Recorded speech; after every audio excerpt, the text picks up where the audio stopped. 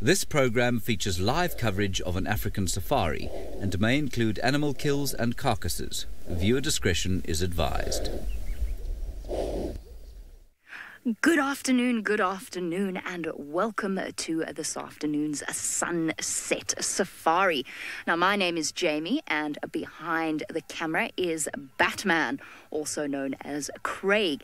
And we're coming to you live from a place called Djuma Private Game Reserve, which is in the Greater Kruger National Park area of South Africa. Now, for all our regular viewers, if you want to send through your questions, you can do that on hashtag SafariLive on Twitter. Alternatively, you can do it in the comments section of YouTube. But while you're thinking of those questions, to ask a very warm welcome to North Landing, to Allenton, and to Parkway Elementary Schools. We're taking a whole load of kids on safari this afternoon. We're very, very excited. So what I want you to do, because what's happening here is happening in real life. So what that means is you can actually send us questions. Now, what I want you to do is I want you to imagine that you're on the safari with us. So you're holding onto the back of the seat, you're bumping up and down. It's hot. It is very warm, and we have all sorts of exciting things to show you, like this little dung ball. Now, being on safari is not just all about the big cats and the hippopotamus and the elephants. It's about looking at the marvels of nature. Now, this is about to go right under my car, so give me a second. I'm going to move back a little bit because that little beetle has worked really, really hard. Now, I'm going to tell you something. A lot of people think that these beetles are disgusting, but they're not. They're really important. And this is a very important part of their lives. Now, they're called dung beetles for a reason. It's because when something, say, like an elephant poops, they come along and they clean up the mess that's left behind. Oh, he nearly lost it. So that ball over there is actually a ball of poop. I don't know which poop it is. He's lost it. Where are you going? He's abandoned it. No, you're going the wrong way. No, you got to go back. Oh, no. That's devastating. I've never seen that happen before. Oh, no, buddy. He worked so hard to roll that dung ball, and now he's left it behind. He's got confused. That is really quite devastating, unless maybe he's looking for a place to bury it. Now, over there, that's the female sitting on the dung beetle, patiently waiting for her provider to return. And the reason that they roll these dung balls is because it provides food for their babies. So that sounds a little gross, but their babies actually eat dung or poo. So she's going to lay her eggs inside there. They're then going to bury it nice and safely underneath the ground. And then the little babies will hatch and they will eat up all the poo inside that ball. And then they will be ready to become adults. But I think we have... Wait, he's coming back. He's getting back. There he goes. Nope, still wrong way. That way. Yes, there you go, buddy. That's it. No. There he goes. Now, Jack is wondering what sort of bugs we get out here in Africa. Now, remember that bugs are basically just a type of insect. So there are lots and lots of different insects. We get flies, we get mosquitoes, we get beetles like this. We get some beetles that can actually spray an acid. There he's found her again, thank goodness. We get butterflies and moths, and of course the caterpillars that make the butterflies and moths or become the butterflies and moths. We get bees, we get termites, we get ants. So there are heaps and heaps of insects out here, and each and every single one plays a very important part in their ecosystem. We also get arachnids, so lots of different types of spiders. We get scorpions. So we sort of all term those things creepy crawlies. There, he's found her again. Now he's going to stand up on the dung ball. He's going to look around. And now he's going to roll it again. And she doesn't let go because she doesn't want to get lost. And also because if he does get to a slope or a downhill, if he lets it roll away from him, she'll stop it. Malaya. Now, you're wondering about how big that dung beetle is. There's lots of different types. That's quite a big dung beetle that's disappearing off there behind the leaves. He's going to go find a safe place to bury it. That little dung beetle is probably around about that big. So about an inch or so from the top of his head right down to the bottom of his body. Some are this big and some can get as big as this. They're really, really big. And sometimes when we drive around at night, they hit us in the face. Can you believe it? And it makes a sort of a thwack sound, and you sort of, it's a bit sore, actually. So there's lots of different types of dung beetle. The ball that he rolled was just a bit smaller than a tennis ball. Right, so just a little bit tinier than that. I think he's gone down in behind the bushes. I'll try to see if I can find him again for you. I think he's going to bury it. Luckily for him, there's been lots of rain. Everything's nice and green, which means that the soil is very soft, and that allows him to bury it without having to dig through hard soil. Where's he gone? I've lost him. I think he's gone into that bush and he's burying it. Yeah, I think he's ducked down. Now, I wasn't actually looking for a beetle today, but of course we found one. I can't see him. There he is. That's where he is. He's burying it there. He went to search for a good place to bury it. I'm actually looking for lions, which of course are a lot bigger than dung beetles, but sometimes they're even more difficult to find because there's not as many of them. Which is good, because a place like this can only have so many lions. Otherwise, they'd eat all the food. Damien, no, these bugs don't bite people at all. They're actually really cool. You can pick them up and put them in your hand, and they crawl around, and their feet are quite strong. So they kind of feel like, it kind of feels a little bit sharp, but it doesn't hurt you. So you can actually hold them in your hand if you want to, particularly when they fly into you while you're trying to eat your dinner, or they get stuck in your hair and you have to pull them out. But we don't get scared out here because we live with these bugs and we're used to seeing them. So you can actually pick them up and they won't hurt you at all. There are certain bugs that you must be careful of picking up. So you mustn't pick up a bug unless you know exactly what it is and whether or not it can hurt you. Because, of course, I told you we get bees. We also get wasps. Those will sting you. And then there are certain beetles that can bite, and they can bite quite sore. They've got very, very strong mouths because they are used to eating their way through wood, through the bark of trees. Okay, he's hiding. Shall we go see what else we can find? See what I mean? There's lots of things to be fascinated with out here. Now, luckily, it's not just me out here. There is someone else who wants to say hello, and he wants to show you some clues that might lead him to an animal.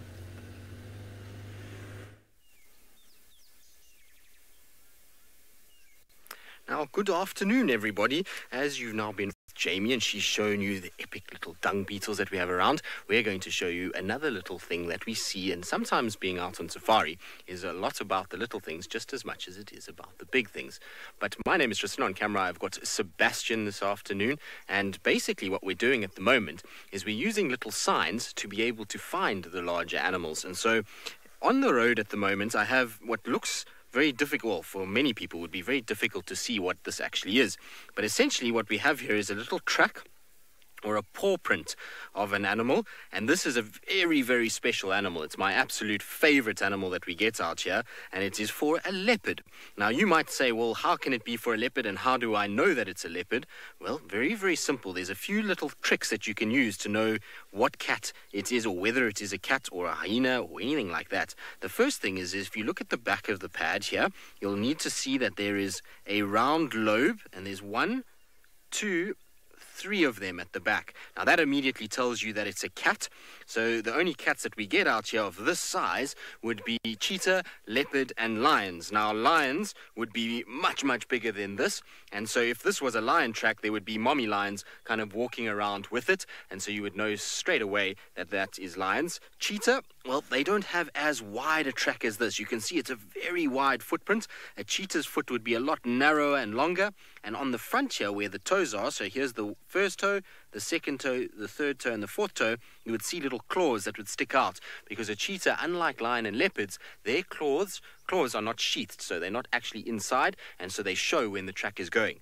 Now, this particular track is for a young male leopard, and we know male leopard because of the size. A female leopard would be a little bit smaller, and these tracks were made during the course of last night. So we're going to try and see if we can follow these tracks. Unfortunately, like I say, because they were from last night, he might have moved quite a bit during the night and then this morning. In fact, we know he moved quite far this morning because I followed some of these tracks towards the east, and so that's the way that we're heading, and hopefully we're going to get lucky in being able to find this leopard. Leopards, like I say, are my absolute favorite animal, and this particular young male that we're going to follow the track for is one of the best young males that I've ever had the pleasure of spending time with. And so I'm hoping that we are going to be able to find him so I can show all of you just how beautiful they really are. And the thing is that this leopard probably hasn't walked all that far from where I left the tracks this morning because it's very hot today. It's very humid, and so you'll find that leopards don't like to move too much when it's this hot because of their fur coat. Now, Kennedy, what kind of animals are found in Africa? Well, Kennedy, all the animals that you can really think of. So in our oceans, we have things like sharks and whales and dolphins and lots of amazing fish. And then when you come on land, we have elephants and lions and leopards and buffalo and rhinos and all kinds of different antelope species that are like your deer, except that they have a few little differences.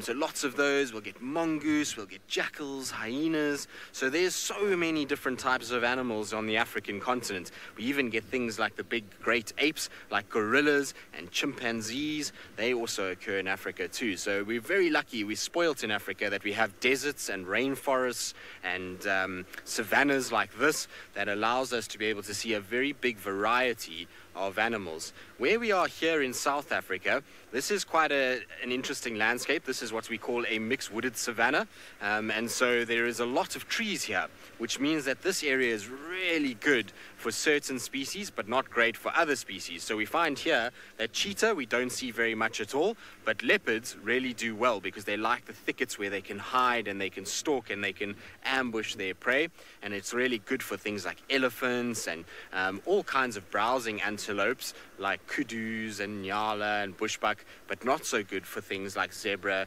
and wildebeest. So it just depends. We're lucky though that we do have a nice high concentration of animals in this area, and hopefully we'll be able to show lots of them as we go about our day. Right, now we are down here in South Africa, well, Jamie and I, but there is another member of our team who's all the way up in Kenya, and well, he's looking for big tawny cats called lions, and he wants to say hello. Hello everybody and welcome to Kenya. Can believe it. We've come all the way up 2,000 miles or so, about 1,600 miles actually, 2,500 kilometers to Kenya. My name is James Hendry. On camera today we have got Bungay, that is his thumb, and we are going to look towards the Olololo escarpment while I tell you what our plan is today. Now our plan today is to try very hard to find some lions known as the sausage tree pride.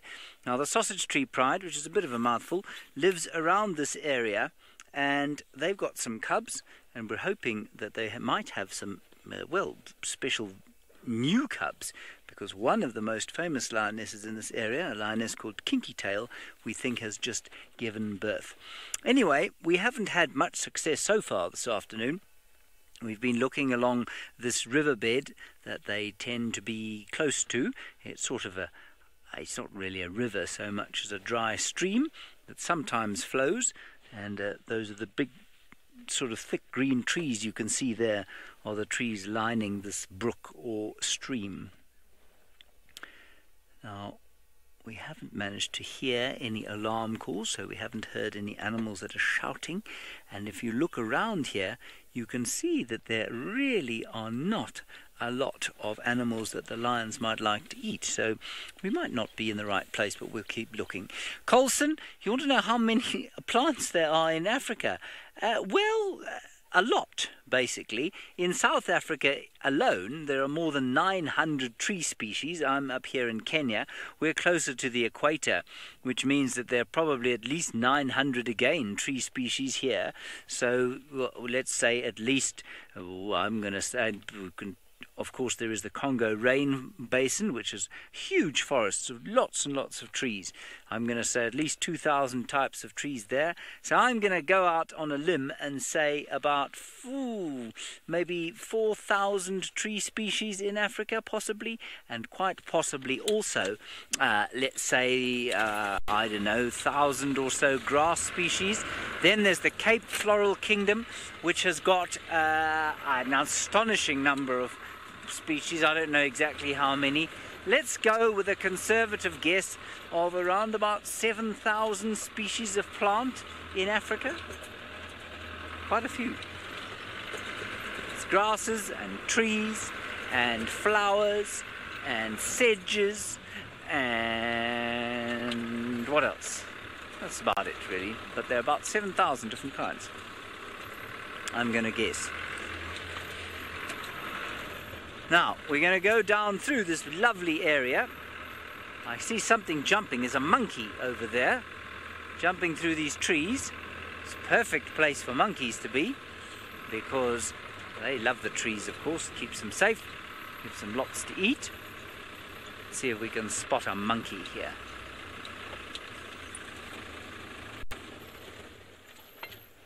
Let me just quietly roll through. Can you see one, Bungay? Bungay can see a monkey. I have failed to see a monkey.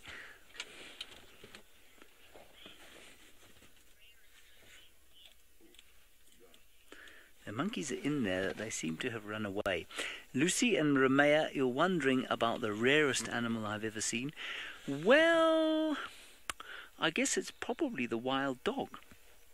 The African wild dog. There are only about 3,000 of them left in the world. In fact, probably fewer than that, about 2,000 to 2,500. So that's not many. Then I have also seen black rhinos. There are not many of those. There's the monkey. Little vervet monkey. Look at him standing like that. Naughty, naughty little thing. I say they're naughty because they can be very cheeky if they live close to human beings. Oh, that's beautiful. Look at that. He's jumping around, making Bungay's life very difficult. There he is. He's still there. Up and to the right. Oh, I've moved. I haven't parked properly. Hang on a second. Let me just move slightly. How's that? Any good? There we go. Two beautiful monkeys. Look at that. Haven't they got a naughty face? Now they'll be sitting in these trees for safety, like I say. And also, they'll be looking for things to eat. They'll eat shoots, new leaves of some of the trees. They'll eat fruits if they can find fruit. They love to eat fruit. And they'll eat insects and spiders sometimes. Damien, it depends on the kind of monkey. You know, there are lots and lots of different kinds of monkeys in Africa. And so I think in the average vervet monkey troop, well, those are vervet monkeys, the average troop of vervet monkeys has probably got around about 20 members in them, but sometimes up to 50.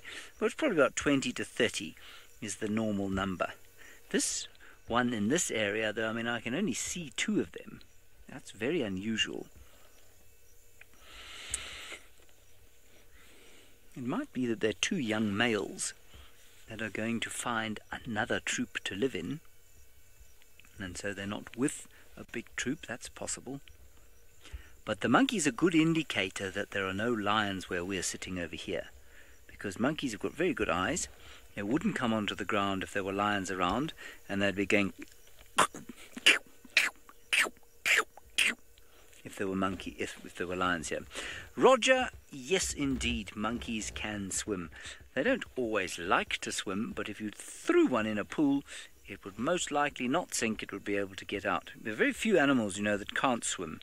I had a dog once that couldn't swim, and that's very unusual.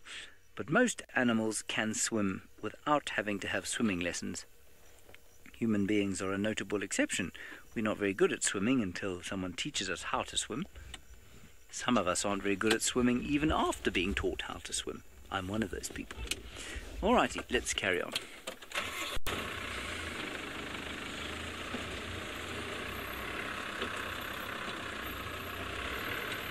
So we'll go down gently into this lovely riverbed.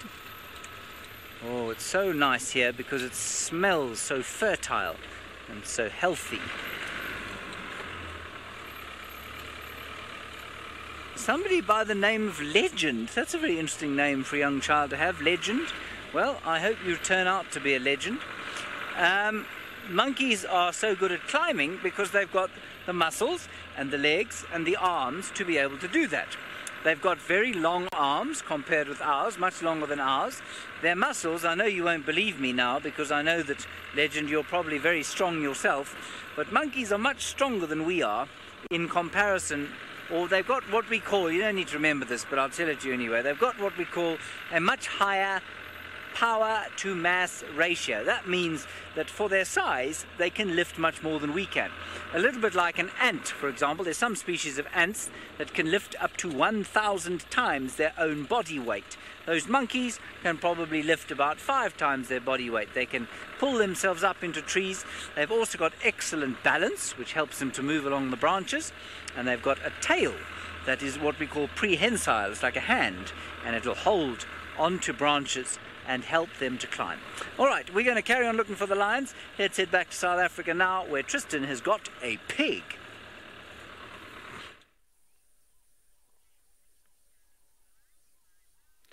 Well, good luck, James. Hopefully you find them. And, well, we're sitting with something that those lions love to eat up in the Mara. You don't find our lions here hunting them nearly as much as what you see up that side. But in the Masai Mara, the lions love a good warthog. Now, this warthog is a big boy warthog, and he's feeding really nicely on the green vegetation that's grown after we've had some rains recently. So in the last few weeks we've had some good rain, and that means lots of nice nutritious grass and all kinds of things that are starting to grow like little forbs, and these warthogs love it. And it's interesting because at this time of the year you see an impala as well, and that's another favorite of the predators out here. These two animals are both ones that get hunted quite a bit. So the impalas are the most common antelope that we see here, and I was saying earlier that we get lots of different types of antelope that are similar to your deer, and impalas are probably the closest in terms of size. They're very, very similar in terms of size of some of your deer, like the white-tailed deer.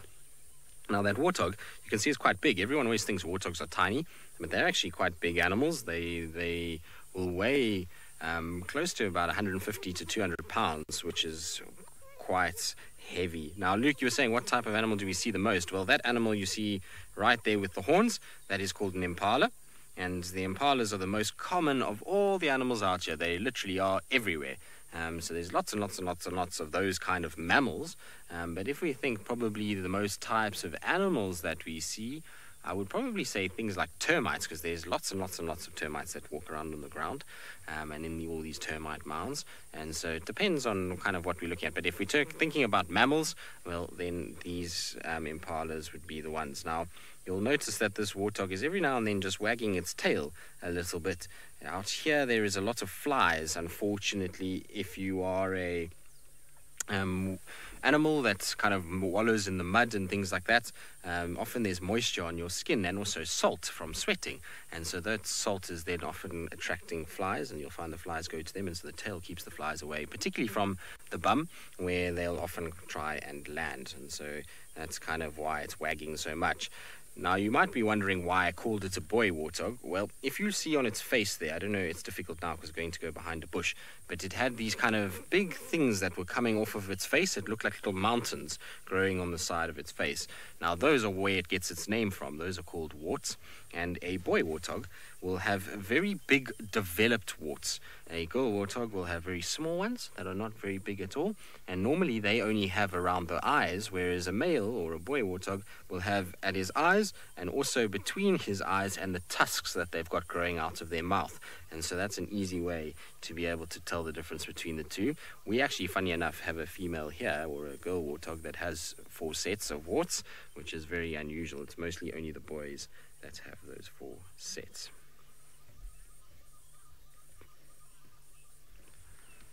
So, Zoe, the warthogs and the impalas definitely are friends. If you see what just happened there, is the impala just walked past the warthog and looked at it, and it wasn't too worried. And that's because the impala knows that that warthog isn't going to attack it and eat it. And so they don't mind each other.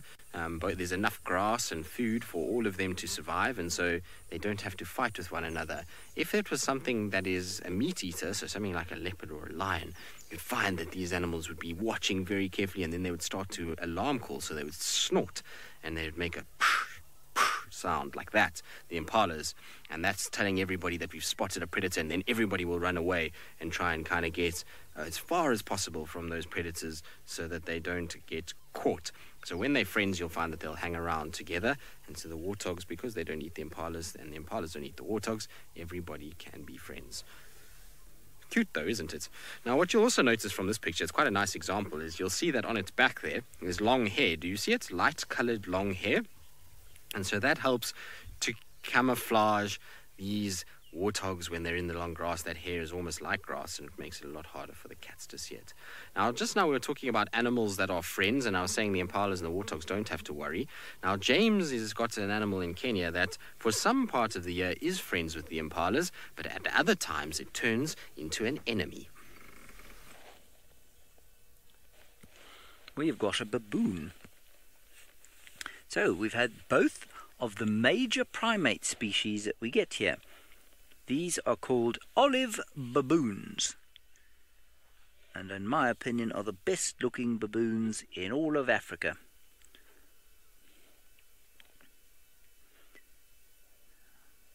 Now they're very far away from us, so I'm afraid I can't get much closer than we are now, but they live in much bigger groups than the monkeys. They can live in groups of up to 100 or so. Probably normally closer to 50, but look how far away they are. They just look like small specks in the grassland. Very well spotted indeed by Bungay on camera. And if he turns to the left slightly, we can see something that the sausage tree pride likes to eat at this time of the year: buffalo. They're also about 7,000 miles away. Well, not quite that far, but they are quite far away. There they are. Now, the presence of the buffalo there and those baboons on the ground tells us that the sausage tree pride is probably not in that direction. Brooke, we try not to let the wild animals get too close to us, because obviously they're not tame, and although they don't react with much fear or much aggression towards us, we don't want them to see us as a threat, or especially don't want them to see us as something to eat. And so we don't often get that close. But something like an inquisitive hyena cub will come right up to the vehicle, such that if you reached out of the car, you could touch it. And I remember once I had a male lion come past the front of the car. He was an amazing fellow, and he didn't look at me, but he walked so close that if I just reached out, I could have patted him on the back. But if I'd done that, he would not have reacted very well at all. So sometimes we get very close, but we try not to. We like to be a little bit closer than we are to those buffalo and those baboons, though. They're very far away indeed. All right, we're going to continue around here, see if we can't find the sausage tree pride. Jamie has got something that is very, very special to see in South Africa.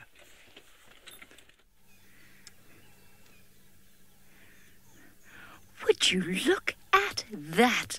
I was on my way to find the lions, and I didn't find the lions. Can you believe it? I have found two cheetah walking down the road straight towards us. This is so exciting. Now, for those of you who haven't been on safari with us before, it's actually really unusual for us to see cheetah out here on Djuma. It only happens every now and again. There's open areas around us that they quite like, but they very seldom come through here. So this is absolutely awesome. We've known that these two boys have been in the area, but they haven't come to visit us up until now. Two young male cheetah, and they actually have quite a sad story, these two. We've been seeing them with their mother up until quite recently, but unfortunately it looks as though it's possible that their mother hasn't survived. And these two are on their own for the very first time. It's a very, very scary time for a young cheetah. There's lots of threats out here. They're the smallest of the big cats. Oh, what's he seen? There are some impala that have run through across the road. But unfortunately, I think for these guys, their inexperience is such that they're going to really, really struggle. We're going to keep watching this one. The one's looping around. Oh, it's so hot, shame. They're panting, but they're really, really hungry. They don't really feel like doing much in the way of moving around. But they've got to try. They've got to learn to feed themselves. And you can see the fluff on the back of that one's neck is still there. That's also what tells us that it is a young cheetah. Hey, gorgeous. Where's your brother gone? Those impala have already seen these cheetah. They saw them long ago. There he goes, alarm calling. There goes the cheetah at the back. Shame. It's so inexperienced, doesn't know exactly what it's doing. It's trying to loop around.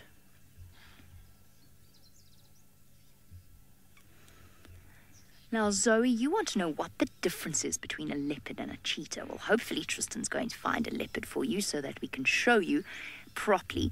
But a cheetah, basically, impala making lots and lots of alarm calls.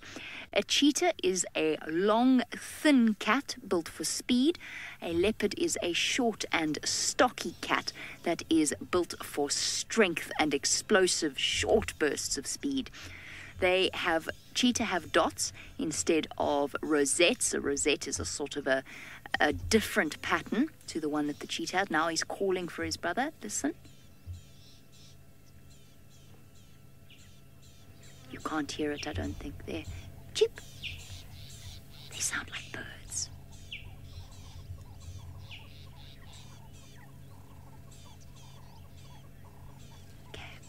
I'm going to try and get a little bit closer to this boy, just in case he does decide to run, in which case we're going to have to work really hard to follow him. Just give me 1 second. I just need to talk to one of the vehicles. Johan, one of them's just run north, trying to chase impala. I'm still with the second one.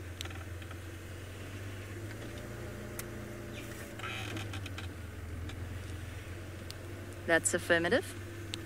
Okay, I'm just going to watch him carefully. He might be a bit nervous because Mom's not here. Hey, my boy. Oh, shame. Calling for its brother. Now, have a look at its feet. Cheetah have claws as well that help to give them traction when they run. So leopards have claws, but leopards' claws are fully sheathed in their paws. Listen to this. Just listen.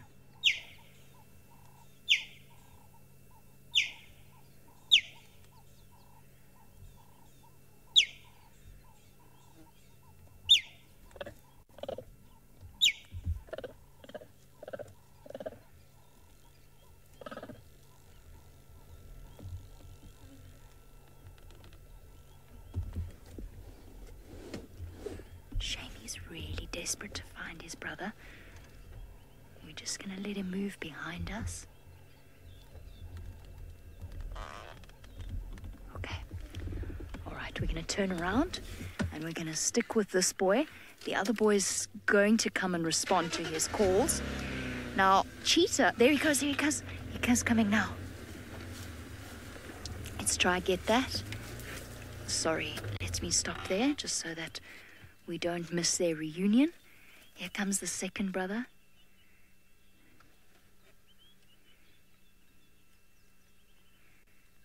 Oh, they're not even being affectionate with each other. I'm surprised.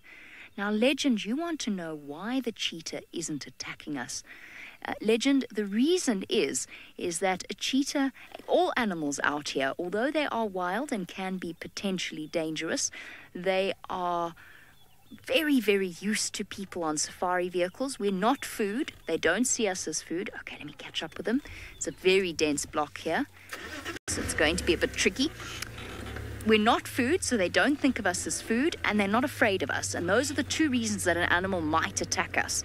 But because they don't see us as either of those things, and they feel comfortable with us, as a result, we're perfectly safe with them.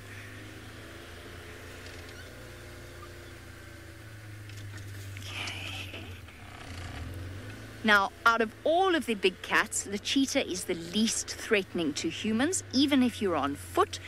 They get used to people on foot very, very quickly, and they're also not very strong.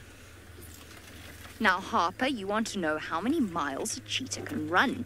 Not very many. So you know how some people are very good at running long distances, and some people are better at running short distances when you do athletics or something like that. A cheetah is very similar to the people who only run short distances. So they get tired very, very quickly. So they can only run maybe half a mile before they have to stop and they have to rest. I could have just stayed on the road. I'm an idiot. Keep coming. They're now at the open area by where's access.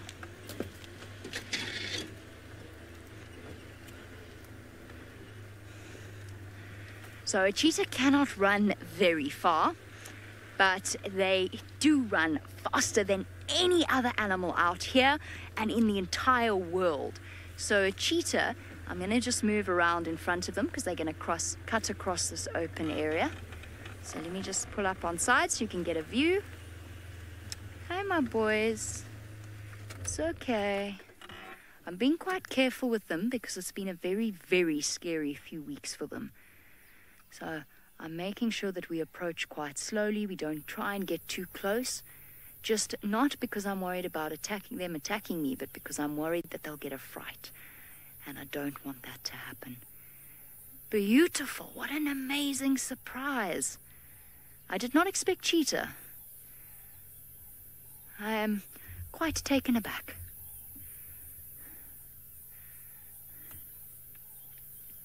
Ah, Renata. Now, I never finished answering the question about the differences between leopards and cheetah. But Renata's question is, why do cheetahs sound like birds? Now, there are some cats out here, big cats like leopards and lions, that are known as roaring cats. So their voice boxes are specially designed to be able to roar. Now, in the case of a cheetah, their voice box is very, very small, and it's not conditioned to produce a roaring sound. Now, one of the reasons behind that is because they don't really need to, and they don't want to draw attention to themselves. Make your way. Let's go catch up round the front of them. Woohoo! I'm so excited. There we go. I'm just changing the vehicle's gear so that we can move a bit more quickly around the side of them. Now, Ashley wants to know what happens if they don't eat for a couple of months. Ashley, I'm afraid it's even more urgent than that. They really, really need to eat within the next few days, and I'll explain to you why. Because cheetah have a very fast metabolism. They digest their food very quickly, and they break down their food very quickly. They also need lots and lots of energy in order to be able to hunt. So if they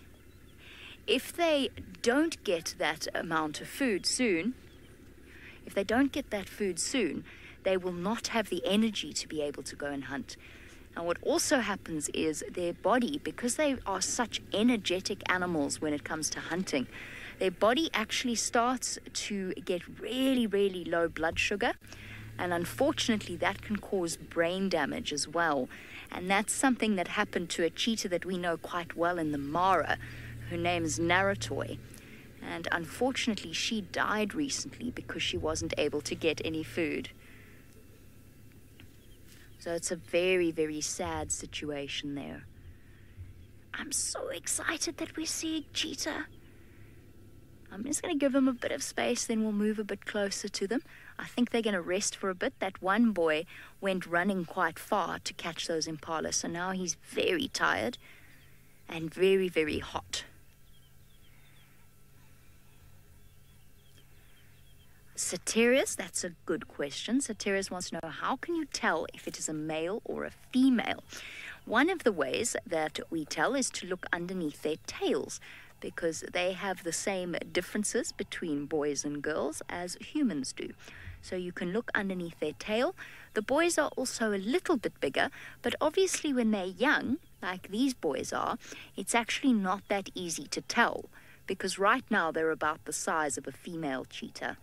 And again, depending on where you are, the cheetah in the Masai Mara that James might find are much, much smaller than the cheetah that we find here in South Africa. The cheetah in South Africa are bigger than the ones in Kenya. And something else I forgot to tell you about because I was so distracted, talking about differences between leopards and cheetah. Leopards do most of their hunting at night, where cheetah do most of their hunting during the day. And that's why cheetah have the black stripes down their faces. So running down from their eyes to their nose. Come on, boy, turn back. Thank you. Do you see that black line from the corner of his eye to his mouth? That is to help to reduce glare.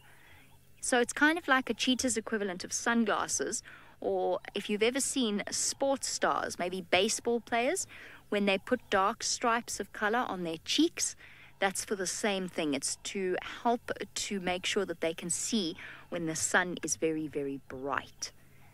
Okay, I'm going to sneak in a little bit closer. There is another vehicle here, which is why I'm giving them extra space, because there's other people who've come to see them.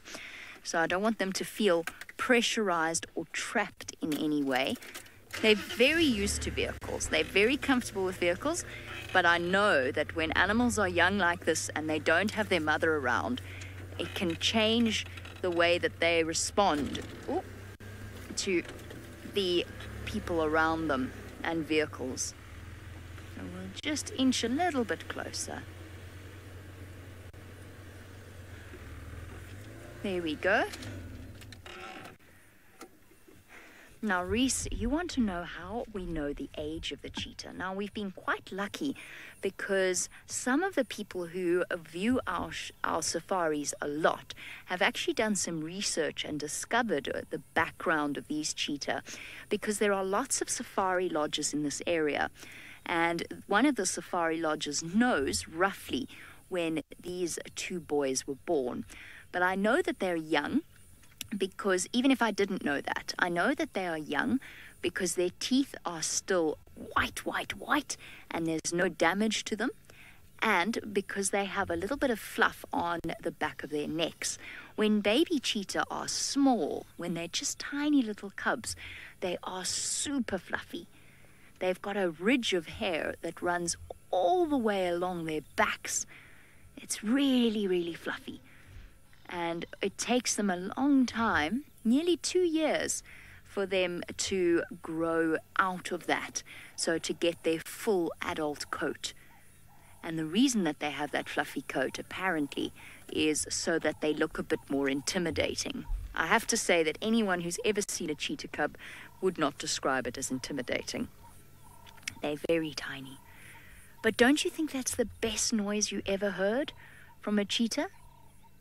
Chirp, chirp, like little birds. In fact, I even know of a trainee safari guide once upon a time who was looking at cheetah but wasn't looking properly and didn't realize the cheetah was calling, and actually thought that the sound that it was making was a bird. Well, I think this just goes to show I should leave my camera at home every day, because clearly, as soon as I leave my camera, we find all sorts of amazing, amazing things. I'm very, very excited you got to see cheetah. It's very special. Not many people get to see cheetah on safari. Awesome. Now, unfortunately, it is a time for us to say goodbye to the students who are joining us from the 3 schools. So from the students of North Landing, Allenton and Parkway Elementary Schools, it's time for you to continue your school day and for us to continue on with our safari. So I hope you had fun. I hope you think of lots of questions to ask us for next time. And I'm glad that you got to see cheetah.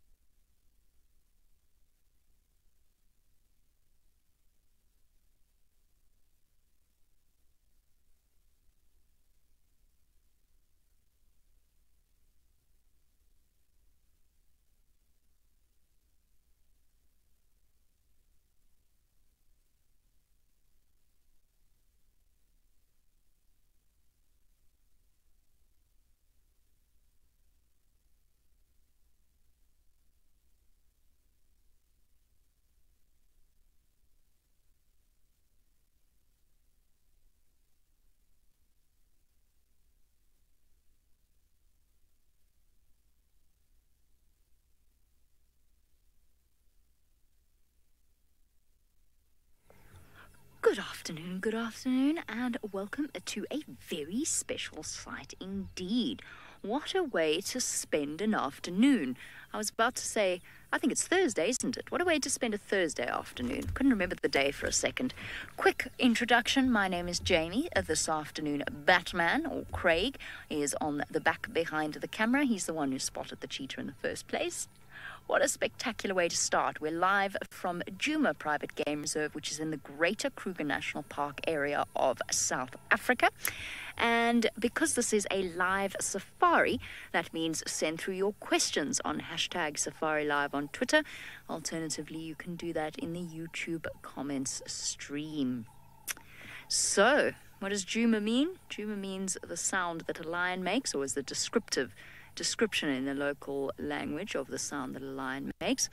In this case, though, we're not sitting with lions. We are sitting with the smallest of the big cats, not one, but two cheetah, one of which is actually flat behind a tree, so we can't really see it. We can just see its bottom over there. Two young male cheetah who are striking out on their own for the very first time. Now, I mentioned during the school drive, but I didn't want to go into too much detail, that we suspect that their mother hasn't survived. I actually got that information from Tristan, so if you want more details on that, you'll have to ask him. Apparently, hyenas were found eating a cheetah in that area. Apparently, they went all the way back towards Thorny Bush. I apologize, I don't have the full details. I should have asked him when he told me, but I was so sort of devastated by the thought that their mother might no longer be with us. She was the cheetah with the short tail and a blind eye, and I only ever got to see her once. I think some of the other guides out here, Tristan, for example, and Taylor, got to spend a bit more time with them because they were on Djuma quite a bit while I was in the Mara, but I only got one opportunity to see them. And these boys are so hungry. They're at an age where they could easily survive their mother's absence. You know, we could think positively and think that perhaps she's just decided it's time for them to be on their own. Malika's boys were around about this age when she disappeared, and they were absolutely fine. So these boys just have to learn a little bit. Shame. They really messed up that impala hunt earlier. I mean, it wasn't even... there was not a chance. Those impala already knew. They'd already seen them coming down the road towards them. So all that was essentially was a bit of wasted energy by that one. His brother seems a bit more sensible, though. So hopefully he'll be the one who makes those hunting decisions, because he just stood there. How fantastic were those calls, though? Right up next to us. Such a rare opportunity. Are you hot, boys? It is hot. It is very sweaty this afternoon. Humid. Okay. I'm going to take an enormous breath because it's been on the go from when we first saw them. So while we do that, let's send you across to James, who is taking in the scenery of the magnificent Masai Mara. Those cheetahs are, or most cheetahs, of course, are unlike the other predators we see in that they don't stick to roads, ever. And at Djuma, that can be deeply, deeply troubling from a driving point of view, and I'm sure Jamie will have a welcome respite. Right, we're supposed to be looking at a rainbow there. I'm not sure if you can see it. Can you see it? I am looking at my monitor, but there's a bit of a glare on it. You should be able to see it. We haven't had any luck with the sausage tree pride, and we are in the area that David Gathamba Githul calls the Sausage Tree Republic. And I suppose one of the reasons we're not finding them is that there's no sun, which means that they're not having to take refuge in the little bit of shade that there is here. Anyway, we will continue to do our best to find them. We have our little TV rehearsal this evening, and it'd be nice to have those lions for the rehearsal and for the actual show. It doesn't look like it's supposed to be raining, but it has been raining on us from time to time, just a bit of spit and that sort of thing, so it hasn't been particularly bad, but we haven't managed to find any lions. And in fact, if you look at these plains, there's not a lot here for lions to eat. Please continue to talk to us, of course, using the #SafariLive on Twitter. Otherwise, you can use the chat stream on YouTube. You You can send us your questions and your comments, and it's very nice, of course, to have 3 of us out this afternoon as opposed to just me waffling at you like it was this morning. And Isaac, of course, who didn't waffle, he gave some fascinating information, including that of a little slightly apricot-coloured flower. D. Sinak, I would love to do some birding. The only bird I've seen is one testicular, sort of about 7 miles that way. But if we find any birds, Sinak, fear not, we will bird. We will bird like mad. We've done some good primates this afternoon, I suppose. That's good. And Kimberley, I'm afraid we are miles and miles and miles from the bat-eared fox den in our attempt to find the Sassage Tree Pride. But I haven't been to the bat-eared fox den. I must do that while I'm here. I would like to do that. Maybe we can get Isaac to go there tomorrow morning. He'll be driving in the morning.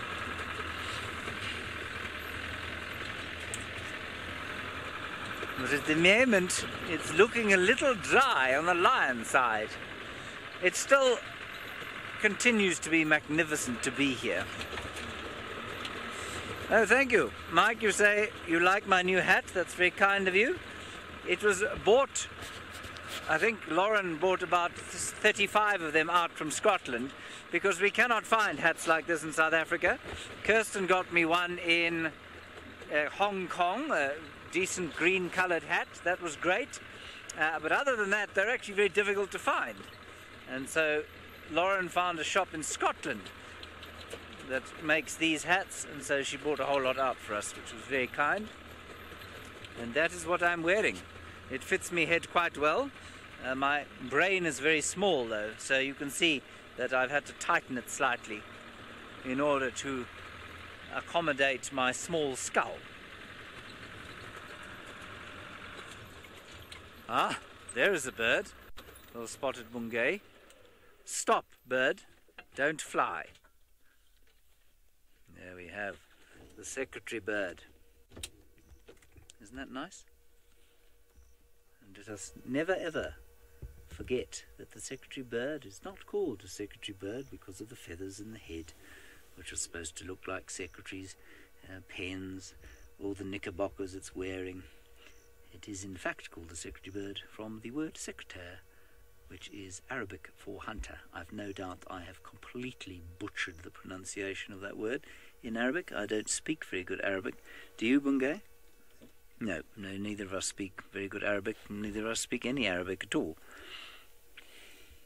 Anyway, that's where it gets its name from. And it is hunting snakes and the like. Now, Bungay, I don't know if you can see that vehicle driving away up that road. I suspect it is going to have to escape the reserve fairly soon. But I also wonder if it hasn't come from where the lions are. So I think that instead of turning right along that road, we should turn left. What do you say? Maybe. Bungay, I feel that you're lacking faith in me today. I do not feel confident in your faith in me today, Bungay.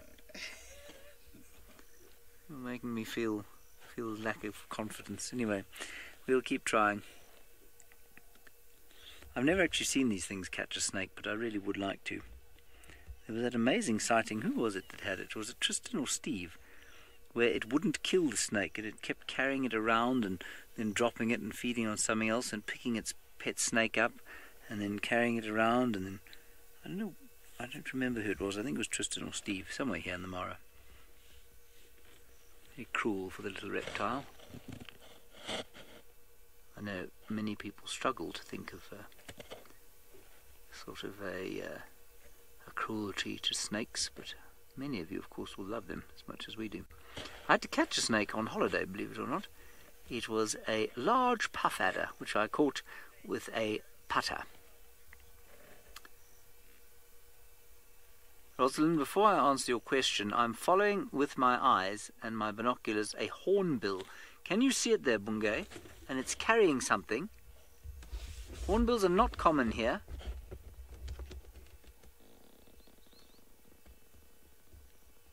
And it's not a crowned hornbill, which I've seen here often before. Well spotted, Bungay. That's fantastic. Wow. Okay, let's see if we can find which hornbill it was. I didn't get a great look. You wanted to do some birding, Cenac? Birding you have. Did it go into that tree? Yep. I suspect it has a nest in that tree. Right, let's have a look.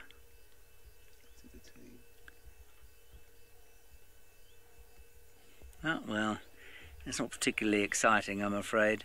It is, I think it was an African grey hornbill, which of course we get at Djuma as common as you like. I thought that's what it was when I saw it, but I've never seen one here before. I have seen one here before, actually. So, grey hornbill probably has a nest in that tree there. Very good. Okay, let's carry on. We've had a secretary bird and a grey hornbill, and now we will try and find where that vehicle came from, and perhaps it will lead us to the lions. Despite Bunge's lack of confidence. Yes, Jamie Patterson, my snake catching skills were better than the last time at Djuma, so I don't know if any... Did we tell you the story, everybody? Brent and I caught a puff adder in the garages the other day at Djuma. It was embarrassing, to say the least. We were not very competent. The snake looked more than irritated at our presence, more astounded at our incompetence than anything else. We don't have snake tongs, you see, so we used a rake and a stick. Now, a puff adder you can catch relatively easily if you get it in the right place, because they're quite slow. I mean, they can move around a bit, but if you hook them up in the middle of their bodies, they're quite easy to pick up. That's why I had a putter to do it with me this time. So Brent and I were utterly hopeless the other day, but after one failed attempt at the snake in the Eastern Cape, it was a particularly sluggish female. I think she'd just eaten, and I think she was about to lay eggs as well. Not lay eggs, she would have given birth, but I just hooked the putter underneath her midriff and picked her up, and then she struggled to move. We put her in a bucket and carried her off to the bush. So yes, Jamie, it was far better, but I did learn from that experience with Brent, where the two of us did not exactly look like world-class snake wranglers.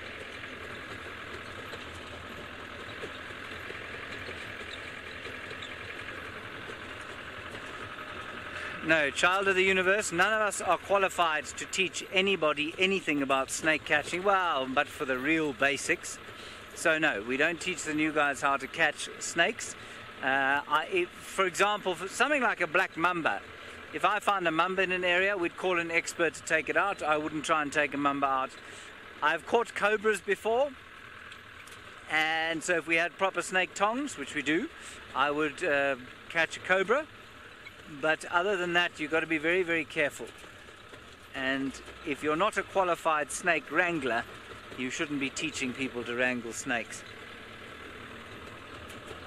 Puff adder, relatively easy to catch, like I say. And a cobra, well, it's kind of next level up. They're relatively slow, you see. But the spitting ones you obviously don't want to be spat in the eye by.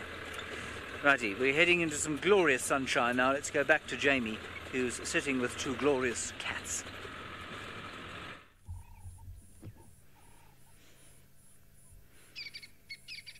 Well, I mean, we're not teaching the trainees how to catch snakes, but we're certainly teaching them how not to in certain circumstances. I shall say no more, because James might kill me.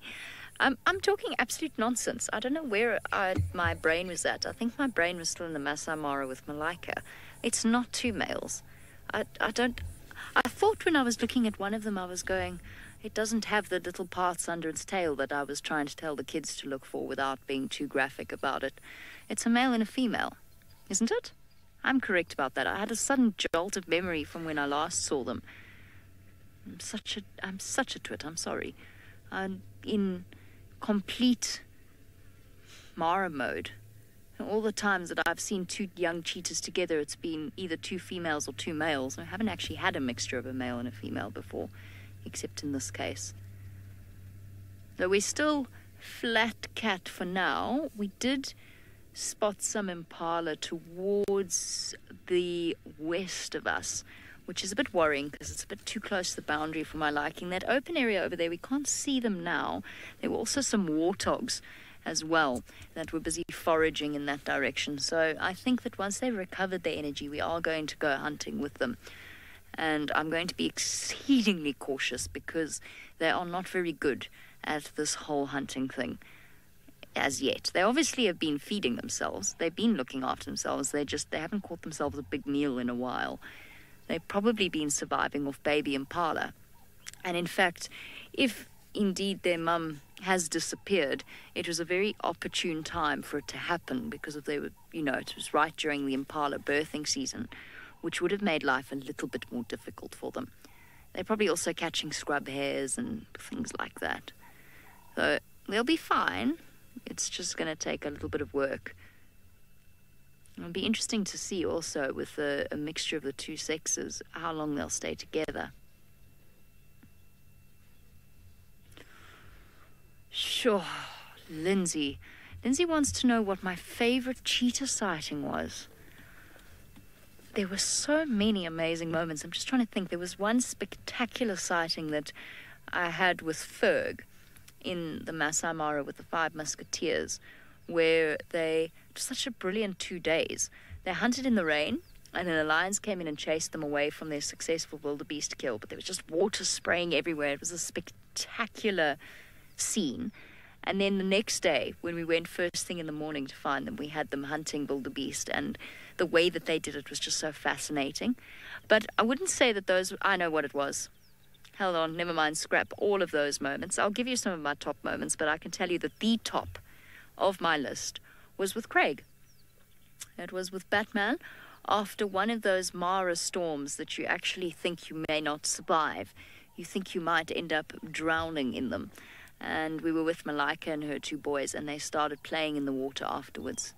That was my favorite sighting, when they were chasing the water ripples like dogs. I loved that. So that, I think, was my favorite sighting. Yeah.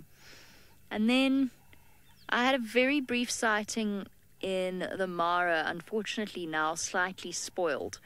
But with Kekenya, when we heard that the leopard had walked through her den site, and we actually happened to be there when Kekenya came back to the den to check and see whether or not her cubs were okay, and we saw the 5 little bundles come stumbling out of the bushes. It was from very far away, but I really, really enjoyed that moment. It was special to see them all coming out, especially because I was convinced they were dead, in sort of standard pessimistic way that we all adopt as our defense mechanism, so that we are not unpleasantly surprised. So I was convinced that they hadn't made it, and then to see them all come wandering out was really lovely.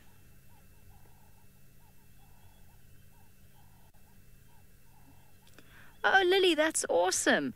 Apparently the cheetah playing in the water was the first time that you ever saw me on drive. That's very, very cool. So a nice memory to associate. I mean, you would have seen us tucked away in the rain covers, probably slightly frazzled after that storm, because it's not particularly easy to follow something in the rain like that. And the roads were flowing, and I knew that we had to get back home. Fortunately, where were we? We were in that ridge. I don't think we had to get through double crossing. No, we didn't, because they hunted after that. And then we saw a truck go and try and go through double crossing and nearly come a cropper. Yes, that's right. Oh, memories. What else? What other cheetah sightings? Imani. I really enjoyed my sighting with Imani when she was playing with a rock. She kept catching rocks and throwing them up into the air with her paws. That was with Chahawi. And unfortunately wasn't live. And then we thought she was playing with a pile of elephant dung because she'd been so weird all day. It unfortunately turned out to be a baby Thompson's gazelle. The time Malika's boy tried to climb onto my bonnet, that didn't happen live either. By bonnet, I mean the hood of my vehicle, for those of you who are confused by our colloquial, or by the more British English term for the front part of your car. and I had to shout at him. Didn't spend that much time with Naratoy, honestly. I remember her cubs when they were tiny. That was quite special with Adrian on his interview drive. What other moments with Cheetah have I really, really enjoyed? To be honest, often in the Mara, just finding them and knowing that you were not going to spend the next 10 hours driving round. Oh, that's right. Kirstis reminded me of Malika's kill, where she caught something in the middle of double crossing, and she caught an impala, and the buffalo came in, and it all happened and unfolded so quickly in the rain that I actually thought that they got her. But in reality, they'd hooked their horns underneath the the impala carcass, and turned it, flipped it up into the air, and it did a full turn before thumping back down. And for one heart-stopping second, I thought it was a cheetah. That's a good one. I'll never forget the last time I saw Malika. It was the very last night before our last episode of the Binge series in February last year. And we were up all night with her, about 10 o'clock at night, and she sat on the boundary for about 2 hours between us and the conservancy where we couldn't go. And then she gave me one last, almost, I might have said, derisive look, flicked her tail, and off she went. And leaving us with absolutely zip for the entire night, and anticipating having to drive around for the rest of the night trying to find something. As it happened, we found those brand new little Marsh Pride lion cubs the next morning. Time feels like it's gone very fast, but as soon as I start looking back on individual sightings like that, it's actually quite extraordinary how much water under the bridge has passed. Amazing. Okay, well, Trist, I've found my spotted cat purely by chance. I hope that by applying your skill, you might have some success with yours. Well, I'm glad that you did, Jamie. I think I have something against those spotted cats. I must have like a repellent against cheetah, because every time I look for them, they are never around. And even when I was in the Mara, I had so few sightings of them. In fact, I think I saw at one point when I first kind of went up, I'd seen more leopards than cheetah at one point, which is a bit scary in the Mara. So obviously don't do well with those spotted cats, but I'm glad Jamie's found them. Very, very good. Now, our search for Hosanna is proving to be an incredibly frustrating one, because we found his tracks and kind of picked them up from where we left them, and we followed them through, and we got to a junction, and that junction is a road that is hardly ever driven, so it's kind of covered by grass and has very little in the way of kind of car traffic, and so it's rock hard in the rain and dissolve into it. It's almost impossible. I looked and walked on foot for a bit, couldn't find anything. I wanted to come to this little quarry, because this is a quarry where leopards often will come drink when it's got water in it. You can see there's a buffalo skull that's inside here. This was from, I don't remember which part. I think Styx killed this in 2016, I think was the time they killed it. But that's an old buffalo. You can see by the number of horn boring moths that are on there that there's been here for quite some time. But this little pan often attracts the likes of Hosanna, Tandi, Tlalamba. In fact, we're right between where Tandi and Tlalamba and Hosanna had those kills. This is exactly where it is. And his tracks kind of head in a sort of southeasterly direction. And so I'm sure he's here somewhere. It's just a matter of finding him. But it's so hot and humid and kind of close in the air that I can't imagine any cat is moving too much in this kind of temperature. It really is quite uncomfortable, and if you are covered in fur, I would imagine you wouldn't be too happy. So we're going to just keep looking. I'm hoping that he is around. We'll also sit and turn off for a bit. Maybe we get an alarm call. While we do that, though, back up to James, who has found a beefy buffalo for all of you.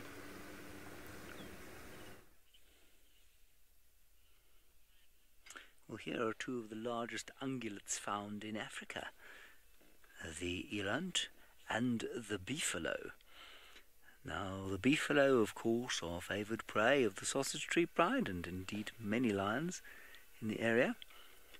And I'm not sure why the eland are hanging around with them, but this is the direction from which that other vehicle came. And it is also quite interesting to see that the beefalo do not exactly look like they are on a Sunday afternoon picnic. They look a little bit distressed. And I don't know why we should have caused that, so perhaps there is something else around here that has given them stress. And by that I, of course, mean the lions, don't I? It is absolutely magnificent suddenly out here.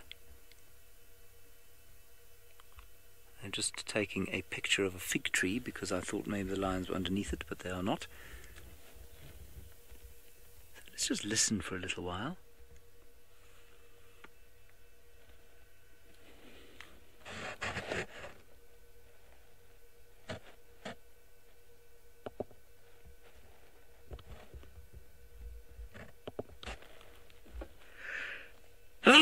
Excuse me. I do apologize, that must have sounded horrible. Anyway, apart from my sneezing, there's very little sound. Just a few doves and a few birds up on the trees on the slopes of the Olololo escarpment. And apparently I am now the only one on drive who has yet to have cat luck.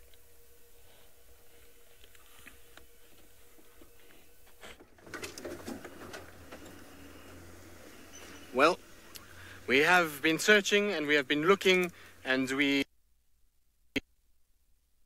exactly what we're looking for, but very, very close, because there peering through the thicket is Kuchava.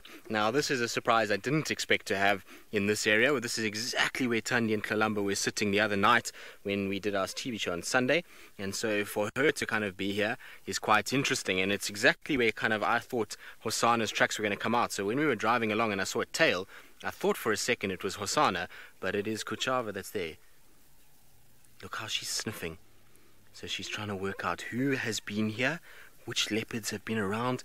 At the end of the day, Hosana was here, Thandi was here, Kalamba was here. So a lot of scent that she's going to have. Now, if you look at her tummy, you'll see that there's a little bit of kind of sagging there and a little bit of fur that's missing. And so that's because she has had cubs recently. And so it looks potentially like she's still suckling. I'm just trying to see nicely.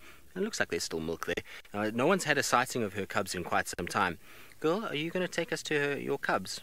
Wouldn't that be special this afternoon if she took us to cubs? But anyway, she's on a mission and she's crossing into Torchwood, which is wonderful news, but she's heading in a direction that allows us to be able to follow her. And I'm so glad that we gambled to come to Torchwood today, because I wasn't sure about it, and obviously with signal and various other issues that we have on Torchwood, it's always a bit tricky. And luckily, Hosana's tracks led us to this. Now, Jasmine, you say your first time to see Kuchava. She's a beautiful girl, so I'm glad that you've gotten to see her. She really is very, very pretty, and of course she's a special cat in that she's part of the Karula lineage, and so as much as Hosana and Thandi and Kalamba, I mean, she's just one of the older daughters of Thandi, and so it's very important that she's around. Look, she's scent marking, so what she's going to do is she's going to mark her territory all over here, because if Thandi has been here, she's going to want to send a message to Thandi to say, listen, this is my territory, Mom. You are not welcome to keep pushing this far south and across. And so very cool to see her. And like I say, it does look like there's still milk there, so I wonder where the cubs are, whether they're this side or they are on Chitwa, or Cheetah Plains, or Nets. It's one of those properties that she's on. I have a sneaky suspicion they're not here, just given how much time Thandi and Kalamba have been spending on Torchwood. I'd be very shocked if she was keeping cubs on this side. I have a funny feeling they're to the south, and she's just doing a routine northern patrol at this stage. But either way, this is very special to see her again. It's been a long time since I've got to spend a lot of time with her. Obviously, the other day, Ollie and I had her. We heard her calling while we were sitting with Hosana, and managed to kind of catch up with her. But it was a brief sighting. Unfortunately, we lost signal and we couldn't really follow her for a long period. But it seems as though if we look for Hosana in Torchwood and around this area, we tend to have a bit of luck with her, which is wonderful. Now, the problem is that she's actually starting to head back south a little bit, which is not what we want. We want her to head back northwards. She looks as though she's marking quite a bit. I'm pretty sure she can pick up the scent of Thandi. Indeed, Andy. So you've noticed that she looks a little bit like Mvula. She does, doesn't she? She's got a very kind of Mvula look to her. So that would have been in the period when Mvula was still kind of on the edge of dominance. I mean, he was starting to slowly but surely kind of lose out to Tingana, but he was still dominant at that stage. Now, where does she go? There she is. Yeah, we've got her. That's fine, as long as we just keep view of her. The only problem is if she keeps kind of moving the way that she is, very quickly we're going to probably lose her into... I'm just trying to think where she's going to go. She might go and drink at this very puddle that I was talking about just now, the quarry that I was telling you about. She's heading directly towards it. So, you know, I was saying if we're going to lose her if she keeps heading straight west the way that she is at the moment, because that goes into kind of the boundary between us, Torchwood, Little-Gowrie and Chitwa, and so while we can traverse 3 of the 4 properties, there's obviously one that we can't, and knowing the likes of some of these cats, they can sometimes choose the ones that are more tricky for us. Well, there she comes. Hello, my girl. Oh, it's nice to see you. Where are your little ones? I wonder if she's going to sniff all around here where Hosana and Tandi and Tlalamba were. Isn't she pretty? Look at that. Now she's going to walk right behind Seb. She's coming to say hello to Sebastian because he hasn't seen a leopard in the new year. So he's very happy today because now he's got a sighting of this beautiful little cat. And I say little, she's typical kind of size like Tandi in many respects, is quite small and kind of petite, but has that same little kind of aggressive factor to her than what Tandi does. Now I'm just going to reposition for Seb because it can't be very comfortable the way that he was. So we're just going to go forward a little bit. There we go, Seb. Now look at her phlegm and grimacing.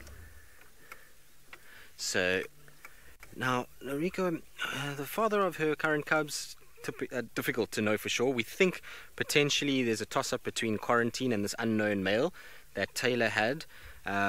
He's been seen quite a lot on Little-Gowrie and Vessels, and so it could be him, or like I say, it could be Quarantine. So it's an interesting kind of thing, but you can see how she's phlegm and grimacing, so she's picking up the scent and trying to work out who exactly has been moving around here. And the answer is your mom and her new little cub, so your sister and, well, I suppose, your stepbrother in many respects, or your uncle. I don't know how it would actually do that. Your step-uncle is probably the way. You can actually hear her sniffing very, very gently for us. You guys might not be able to hear it, but look at that. Look how she's smelling. She's very, very intrigued by this scent. See how she's still phlegm and grimacing. Are you not happy, my girl, that there has been an intruder here? I'm still intrigued to know where the divide between these two are in terms of the territory within Torchwood. You know, we haven't really had enough time to explore Torchwood enough to know exactly how far Kachava pushes north. And the thing is, if she's had cubs that have been newborn, she's been spending most of her time then where those cubs have been born, and she'll be hunting very close to those areas. She won't range too far. Remember when we had Tandi around with Tlalamba? We used to find Tandi quite regularly, quite close by. I mean, she never really ventured too far from where the cubs are, and maybe this is now the first time that she's actually starting to really kind of venture northwards. And it's going to be interesting to see how Tandi and her kind of figure out that boundary once again, because we know Kuchava at one point was even pushing into the sort of southeastern corner of Djuma when she had that interaction with Tandi and Tingana and the Avoca boys when Sydney first arrived. And since then she hasn't really been seen there, so it's going to be interesting to see whether there's a pushback from her now as her cubs start to get a little bit older and a little bit bigger and she starts to move a lot more. It's going to be very intriguing to see how she goes about her business. But isn't she pretty? She's a beautiful, beautiful female and in prime condition. Ooh, Seb, I think let's get around a little bit, see if we can get her face. So, right, possibly, I mean, if we know Tundi can be a little bit grumpy sometimes, and so she could potentially pose a small threat. Oh, you're going to lie down. Hold on, Seb, let's get to the other side. She could potentially pose a threat, but in all likelihood, no. Kuchava would be quite defensive, and between the two of them, they would probably try their very best to kind of settle it away from the cubs and keep the cubs at bay. But oh, look at that, kind of framed by the two sides of the mound. Absolutely beautiful, if you ask me. Well, I think so anyway. And she's looking as pretty as one could ever want, kind of framed by the termite mound itself. No, I don't think Tundi would be too much of a threat. I mean, Tundi would also have to push quite far south. Where the cubs were first seen was in a property called a Nets. Now, a Nets is an area that is south of Chitwa, and we're on the northern side of Chitwa. Granted, Chitwa is not the biggest property, is true, but it would mean that Tundi would have had to have gone a long way to the south to be able to do that. And since her run-in with Sibui, I'm not sure she would really want to kind of engage in that behavior and go that way. And so I think for now, the chances of that run-in is probably quite slim, unless, of course, Kuchava pushes far north with her cubs, and Tundi hangs around here, and especially if she's going to leave Tlalamba somewhere and start to utilize this area more, then we might start to see a little bit of interaction between them. But they'll try and kind of direct the attention away from the cubs and more onto themselves, to keep them safe. And so I think they'll be okay. I mean, I hope that that they would be alright. Even though she's a daughter of Tundi, there's still that kind of aggressive factor in terms of, this is my space, my land, I don't want you to be too close. Right, now from one spotted cat to another, let's send you back across to Jamie.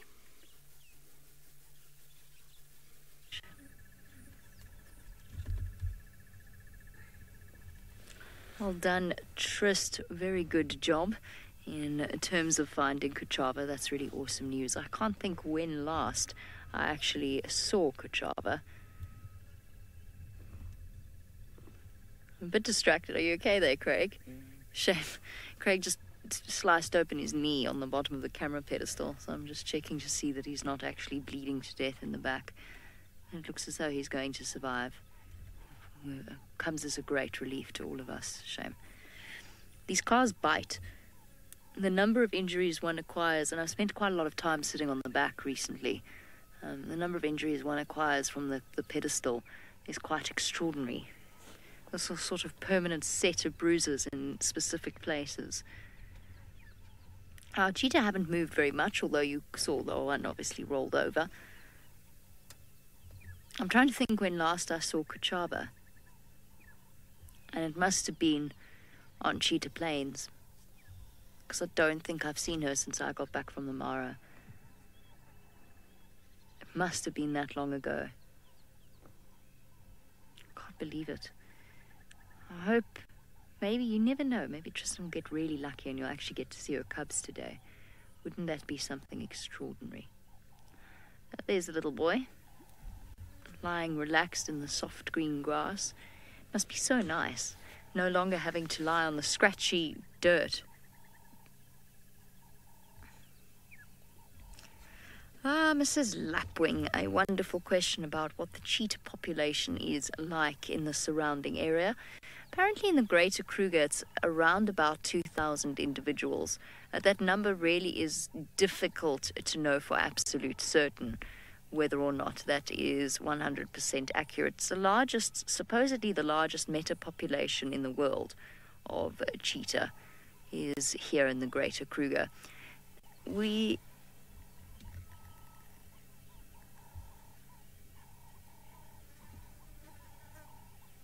Sorry, I was just listening to where Kuchava actually was, because I could hear Tristan calling it in.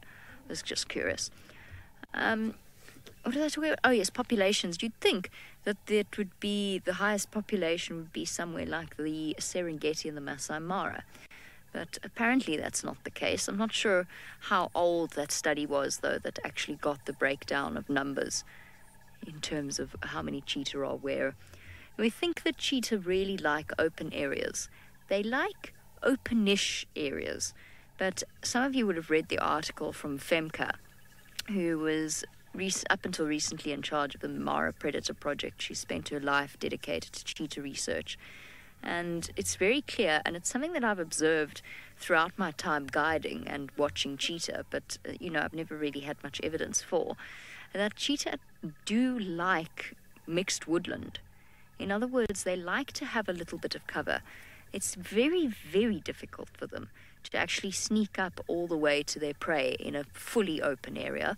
They're agile enough that they can dodge and duck and dive trees, so they're not really it's really not hampering them that much.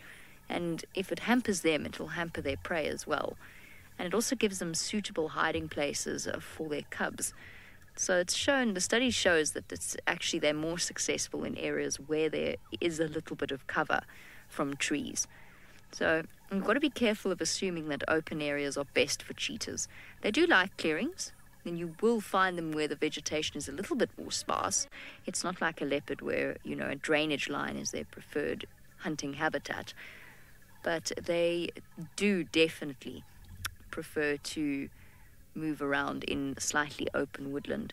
I followed 2 pairs of male cheetah way back when, Songo and Sanana and Babalo and Nasedi.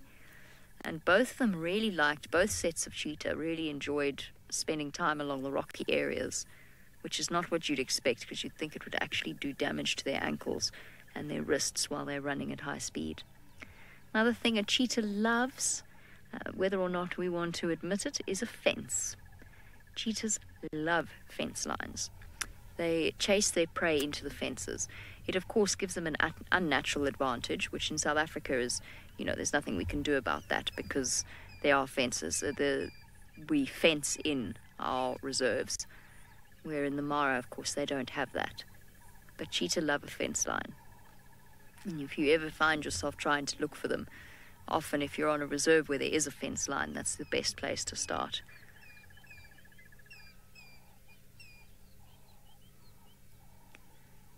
Thoroughly sleepy.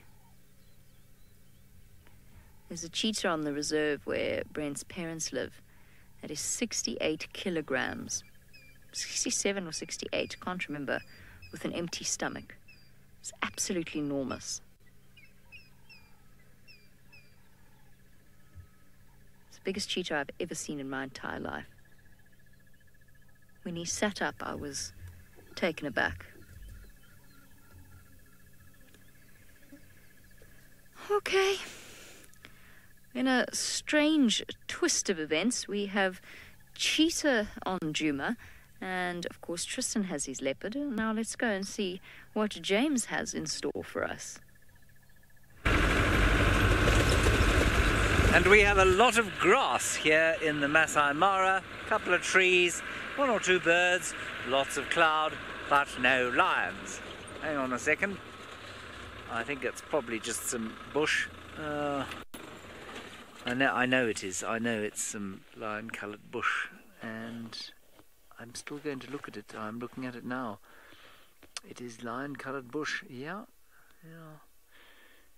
Fantastic. We are doing our best, I promise. It's a gorgeous afternoon. We just need the sausages. Come back to see them. You'd think they'd have bothered to show themselves. We've searched all their old haunts. As Bungay was saying though, the grass has got so long. Look. Now, well, you're wondering about the Black Rock Pride and an update on them. I'm afraid I've got absolutely no idea what's happened to them, and I haven't had for some time, I'm afraid. And that is simply because we do not hang around them anymore. Isn't that beautiful? Little reed buck. Yes, I'm desperately mistaken. Pretty sure it's a reed buck.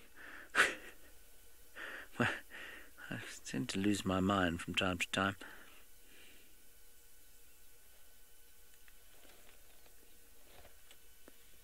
Beautiful. Now let's just listen.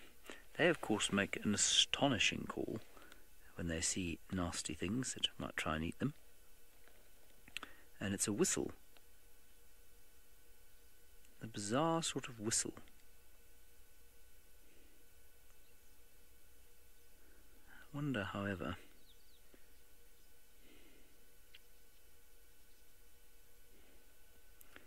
if they are going to whistle for us. I fear they are not.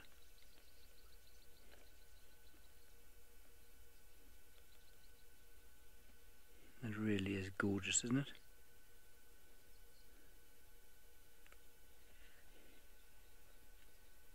So peaceful. Lots of flies. I must say, there have been a lot of flies around on the animals here in the Mara. David was talking about it yesterday. And of course, it made sense on the lions because they've often got the bits of viscera from their latest kill, or I suppose salt from a bit of sweat.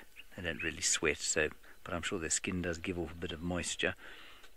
But for a reedbuck like that, I don't know. Maybe it also has a bit of dirt on its face. All right, let's leave the reedbuck making its whistle and go on. See if we can find them cats.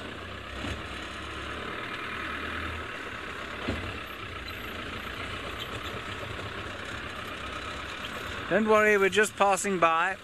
Fear not. Stay where you are.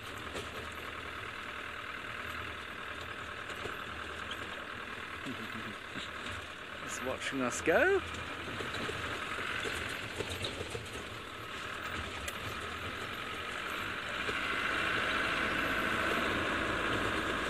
Now, we think that Kinky Tail and the rest of the lionesses are around here in this drainage line or in this gully, but we just haven't found them. Sean, no, our traversing has not changed for the last,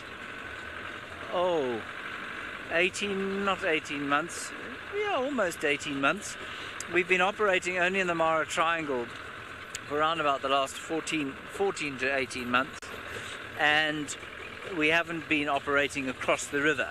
So we've had the 150 or the 50,000 hectares here, or what is that again, 150,000 acres odd in this area.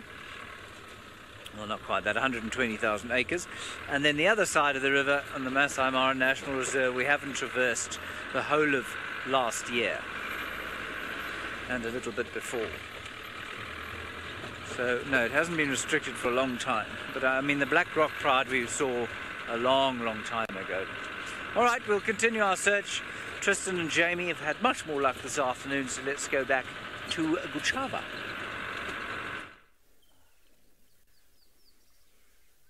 Well, we're still following Kuchava. She's about to cross back into Chitwa. She's crossing behind us. Of course she would. She was going to cross in front of us towards a big mound and then all of a sudden changed direction. So we had set up so that she would come up onto the mound, which she decided she didn't want to. She would rather go that route. And so we're going to try and follow her as she goes that route. I just need to try and find a place where I can actually cross, because there's quite a few branches and sticks and various other things that are all over the place at the moment. So we're going to try and just get past. Now, wouldn't it be nice if there's a nice big fallen over tree that I'm hoping she's going to go onto. Oh no, she's chosen the small one. I was hoping she was going to the big one that's right in front of us over there, but she's decided this one is the one that she wants. Oh, she's looking so beautiful. This afternoon light is also really quite special on her at the moment, and so hopefully she'll continue to pose throughout the evening.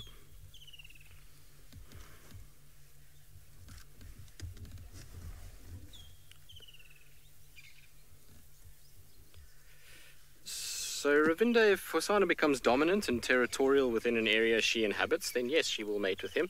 It does happen from time to time, and even though they are related, it's not the end of the world. It takes quite a lot of inbreeding before there's a negative effect on cats. She's going to go onto that mound, isn't she? I mean, onto that fallen over stump, is she? Come on, girl. Hop up. No, she's just going to urinate next to it. So I was hoping she was going to go up, but there you can see the little candy cane tail behind that, and onward she goes. But Hosana will mate with her. It's only instinct for them to, when they see a female in estrus, to try and follow her and try and mate with her. And so it wouldn't be surprised if he did. But like I said, it's only if he had to mate with her, then her daughter, then her daughter, then the other daughter, and then you would start to see kind of a bit of a degradation in the genetic material of these particular cats. And so for now, it's okay. I mean, one sort of lineage or one litter wouldn't really be too much of a train smash. And also they have got different fathers or different males that potentially have mated to allow them to exist. And so, you know, that means that they theoretically should be fine. Are you going to go up onto the big mound? I don't know if she will. It's so hot this afternoon. It's gotten really kind of humid and close and sticky. It's horrible kind of weather. It needs a bit of a storm to break, but we actually are predicted to have a massive, massive deluge, apparently, come Monday, Tuesday, Wednesday. They're predicting over 300 millimeters of rain. Now, 300 millimeters of rain is more than we've had annually for the last sort of, I would say, what, 2-3 years almost? So we've kind of been having such a dry period. Isn't that spectacular, though? How wonderful is that? I think it's absolutely perfect. Female leopard against a blue sky on top of a mound, sun starting to slowly kind of edge out and show itself. It's absolutely beautiful. Well, I think so anyway. I know some people might not agree, but I do. It's the only thing that's really kind of destroying this whole view is that grass that is in front of her face. So if that wasn't there, this would be the most perfect view of a leopard up on its mound. But she's probably going to watch out over Chitwa Dam's open area. She's probably looking for any signs of potential prey animals that she can maybe hunt. Seb, I'm going to try one more spot here because it looks like there might be a little gap where she's facing. Now, of course, she might face in different directions, but I think there might be a little gap through the grass where she can look kind of over the top of us and we don't have to worry about grass in her face. Am I right or am I wrong? I think I'm kind of right. We're good there, Seb. Beautiful blue sky in the background, that's for sure. And a little bit of side lighting on her. Of course, she'll face the other way. This is how leopards are. They'll face the way that you're not in. And I was trying to get that gap there, but there's a bit more grass than I thought. And this is the problem with the summer, is that you start to get these grasses that grow on the mounds. Anna-Marie, you say an iconic view. Indeed, it really is very, very pretty. When you have kind of leopards on big mounds like this, it is that kind of iconic feel to them. And I always enjoy when I see a leopard particularly on a mound like this, where it's very tall and you've got a beautiful summer sky in the background, greenery. So those greens and blues and their golden coat really just kind of pops out from those colorations. So it's always nice when you've got that. Hello, my girl.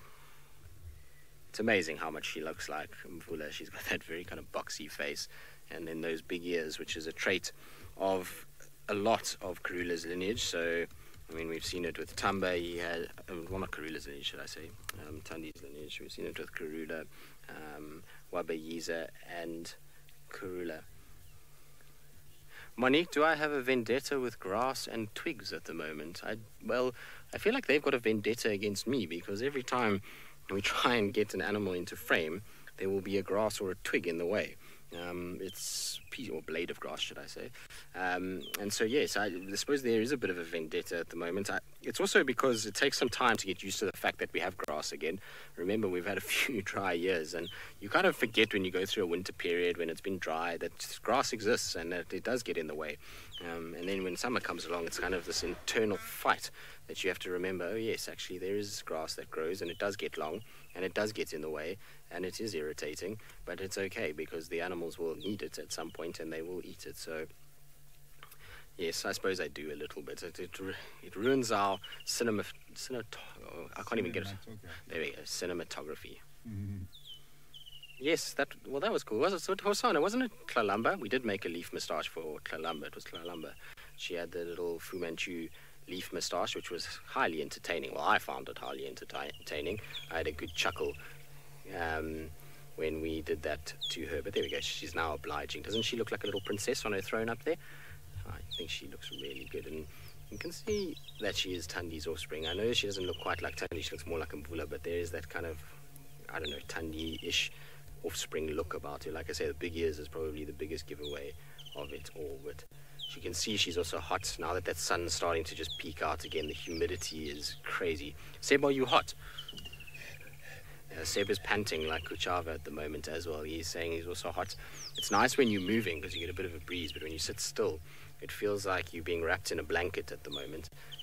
So quite warm, and she's obviously feeling those effects as well, and she really is wrapped in a blanket in that she's got a thick fur coat that we don't even have. So I can't imagine how she must be feeling in comparison to us. I'm hoping though that she's going to settle up there and eventually just get herself nice and kind of relaxed and sit on top of the mound and take it very easy. It looks like she's going to start grooming, and that's typically a sign that she's getting ready just to have a bit of a kind of nap or just take it easy on top, especially if she's been walking quite a bit. Good. Now she's taking it easy now.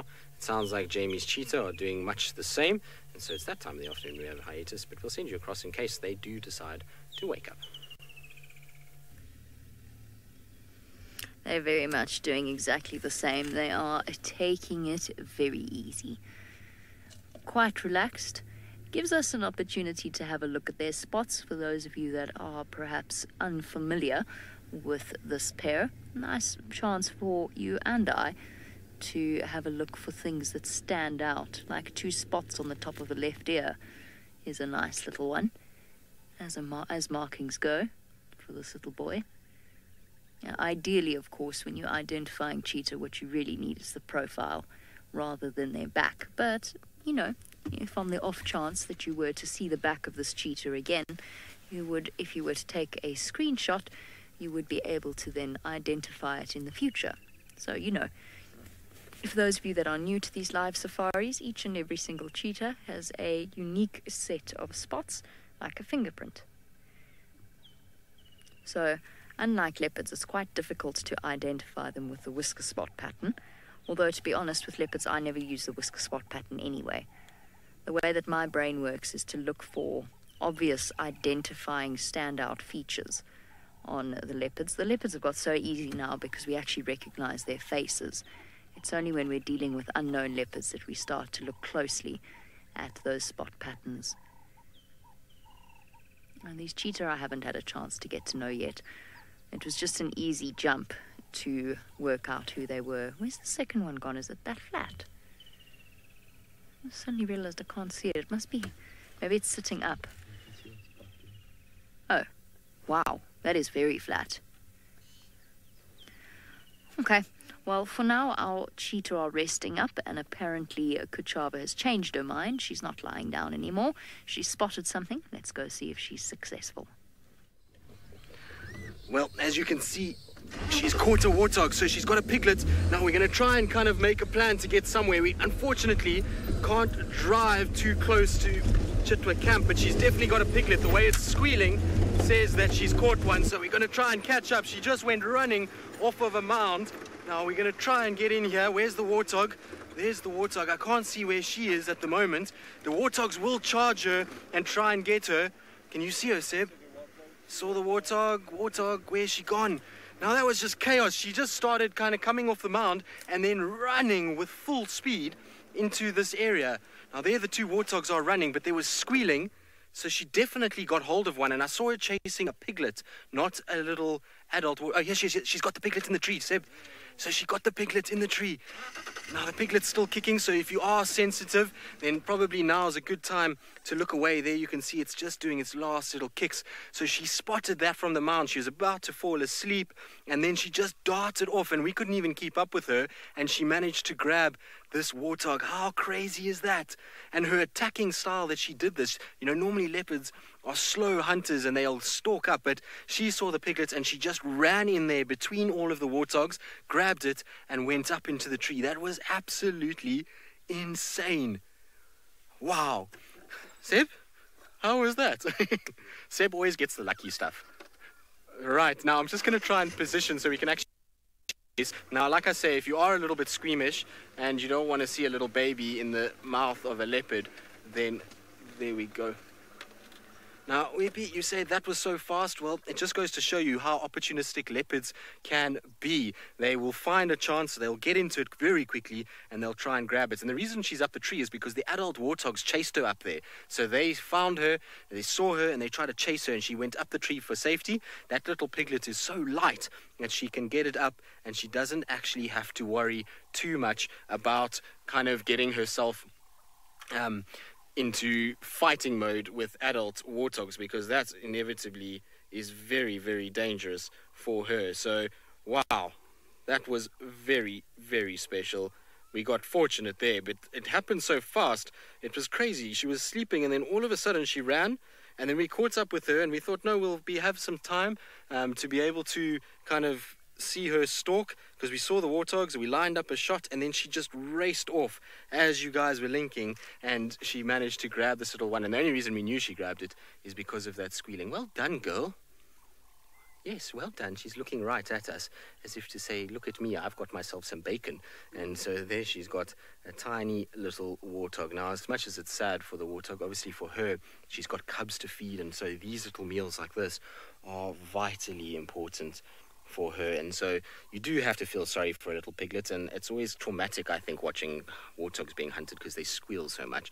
But essentially it's a soft target for her at the moment, something that she can really kind of eat. And it's funny because I can't remember, well, not funny, but it's the word I'm looking for is strange probably, or coincidence, that this one was caught, because who was it? It was David. Yes, David was telling me that they've been filming warthogs at Chitwa Dam recently that have been very relaxed, and they obviously, this must be those warthogs, because they took off, well, she took off after them, and the warthogs didn't run away from us, and she managed to grab it. Now, in terms of where we are from Chitwa, the camp is right here. So we're right near the camp.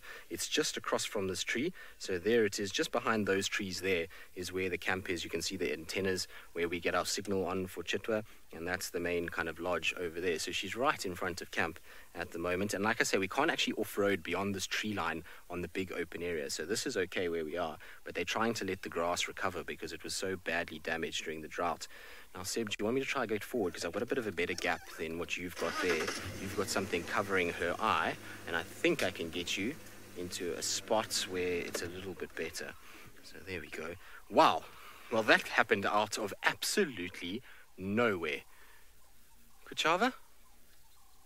Well done, girl. That was quite something. I did not expect that at all. It was a tactic that you see from male leopards a lot more than you see from female leopards, and she's brave to go and try and tangle with warthogs. I mean, obviously it's a piglet, but an adult warthog can be incredibly dangerous to a leopard, and she's lucky that she caught it as close as she did to a tree, and that it's as light as it is, because she could pick it up and just run straight in and actually finish the job up in there. And what she would have done is she's not killing that warthog piglet like you would see most animals being killed. What she's doing is she's not got it by the throat, she's got it by the back, and the power of her jaws as she's biting there is probably in all likelihood breaking that piglet's spine. And there's obviously big puncture wounds. You can see the blood that's dripping down from its neck. That is basically probably in all likelihood broken its neck, and she can now kind of get into a nice spot in order to feed. But wow, that was quite something.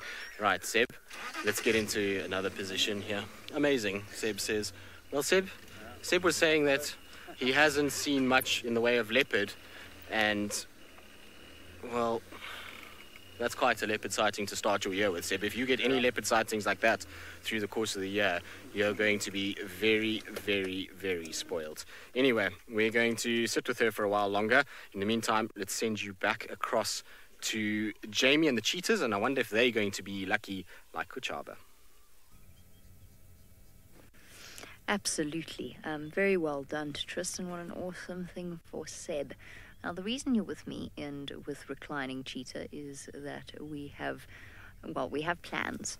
We have plans in order to show you the brief bit of what we missed. So don't panic. Don't send Final Control nasty messages because you're with us instead of Tristan watching Kuchava and the piglet.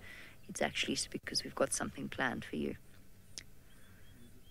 Right now, our cheetah are really thoroughly snoozing, although, as Kuchava's just taught us, things can change in the blink of an eye. Still no sign of those impala. I can't see them. I think they're probably a little bit wary because they would have heard the alarm calls from the impala that were being chased earlier. And we're just waiting to see what transpires. I think we're getting to the point now, really very soon, where these cheetah are going to get up and start hunting. It's around about at that time. Be interesting to know just how much hunting these guys do as it gets dark or after dark. I think it's safe to assume that it's a great deal less. Sinak, you want to know if I've seen cheetah chasing baby warthog? I have. I have even seen cheetah catch baby warthog in the Mara, in the case of the 5 cheetah brothers. Unfortunately, it was in an area where, I think if I remember correctly, we didn't have any signal. It was one of those drives where things just kept going wrong and we just didn't have any signal. So, unfortunately, we weren't able to broadcast it. But yes, I have. Typically, young cheetah or female cheetah will avoid warthogs like that, just simply because the mother actually poses them a really serious threat. And an injury to a cheetah's leg, well, will essentially mean death for that poor cheetah, because they are unable to hunt and unable to provide for themselves. So they are reticent when we're talking about female cheetah to approach warthogs. It does still happen though. So just like with any individual cat, there are certain animals that have a sort of specialization in types of prey. Tingana, for example, loves to catch warthogs. Look, I mean, how much of a specialization that is, really, we're not fully confident to say, because he also catches impala and nyala and all sorts of other things. But there are some cheetah who are more likely to go for warthogs than others, and obviously when you're dealing with male cheetah with the advantage of numbers, then they're also more likely to do so. Baby warthogs are a tasty snack for pretty much anything out here. Poor little things. It's a big, wide, very scary world for a baby warthog. It's basically a cocktail sausage. An appetizer. Although for Kuchava, an important meal if she's looking after little cubs and producing milk for them. The little boy is still glancing off around him, looking to see whether or not there's something approaching. They're going to have to use the thickets if they're going to sneak up on anything here. It's very open. Oh, there we go. Quick roll over and a stretch. Checking out in the direction that we saw those impala.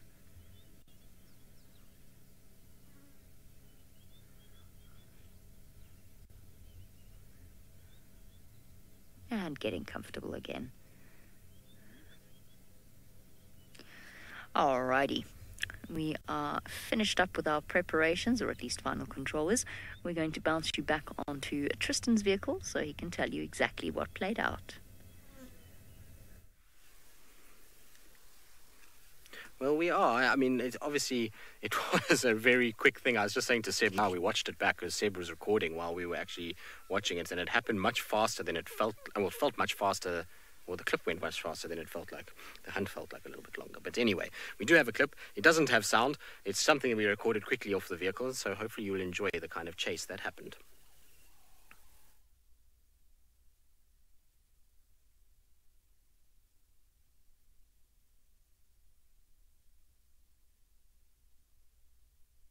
Was that? So did you see how she just bombed in there? And that's why I said it wasn't a typical leopard hunt at all. Generally what you see with Kuchava, or with any leopard, is a slow stalk up, calculating, watching, but she just went straight for that piglet. She didn't care about the adults. The adults scattered, and you saw how she just chased that piglet through the thickets, and it's a pity it got so thick, because otherwise I think we would have been able to follow that track all the way through where we would have seen her grab it and go up into the tree. But how incredible was that in a display of hunting prowess from one of Karula's lineage. Now, like I say, it's always sad when you see a little warthog being killed or any baby animal being killed. But remember that in order for her to be able to feed her babies, she needs to target certain animals. And at this time of the year, this is going to be the easiest thing for her. She can eat this. She can get really good quality food inside her body that's going to keep her stronger. And that's going to allow her to protect her territory and allow her to keep her babies as safe as possible. In terms of food, it doesn't really play too much of a part in providing better quality milk. The body of a cat will generally metabolize itself, basically eat itself, to provide nutrient-rich milk for the little ones. So you'll find that even when they don't feed very well, they still provide fairly decent milk for their kittens or their cubs, depending on what cat they are. And so, you know, it's not really that side of it. It's more that it keeps her body in good condition, and that keeps her allowing to find food and find things for those cubs as they grow up and protect them. So vitally important for her, but very, very, very, very crazy. Well, I don't even know what the word is for it. I wouldn't have expected that in these conditions, this heat. I wouldn't have thought she would have run and grabbed a warthog and pull it up into the tree. Now, a lot of you, wow, I think it's a perfect time for a one-word tweet. What did that hunt, what do you think about that hunt? I think it was just incredible. That's my one word. So you guys can tell me what your one-word tweet is for that hunt. Crazy. Who would have thought? I wonder if Hosana's going to arrive with squealing like that. You never know who's around. It might very well be that little fat cat also arrives in this area. Now, Joy, you say your one word is survival. Well, yes, survival for the leopard, but not so much for the little piglet, I'm afraid. It didn't really have much of a chance. Once Kuchava locked eyes on her, she was not going to let that go, and she was just going to run in there and grab it. And that's the advantage that she has over those cheetah that Jamie's with, is the cheetah would have probably been in all likelihood chased off by those adult warthogs, but she has the advantage of going up into a tree, and that allows her then to be able to kind of get to safety, to actually finish the kill and to keep that warthog from escaping, because if she starts to fight with the adults, she'd have to drop it and try and kind of defend herself, and it's different. Sharon, yes, I agree with you. Explosive was exactly what happened there. It was insane. It was kind of wild dog and then it was a leopard hunt, but I have seen leopards do this before. Like I say, male leopards though. This is the first time I've seen female leopards hunt like that with warthogs. They generally are quite shy of big adult warthogs. I've seen male leopards do it quite commonly, and Kashan male used to do it regularly. You know, Mvula to a degree, Mafufan used to do it quite a lot. And Tingana, I've seen him go after little piglets too, like that. So, you know, there's more males. Who was around. He used to do it as well. So, you know, it's the bigger males typically will hunt in that fashion where they just kind of push in. They just don't care. They come in with force and they try and kind of bully that animal off its babies, and then take the babies and get up into a tree or a mountain. But, whew, that was crazy. Right, now I believe we're getting a bit of breakup. It's just unfortunate right behind Chitwa, but this is wild. It's thick, it's vegetated. It's the break part and parcel of these kind of things, but start feeding typical the beat.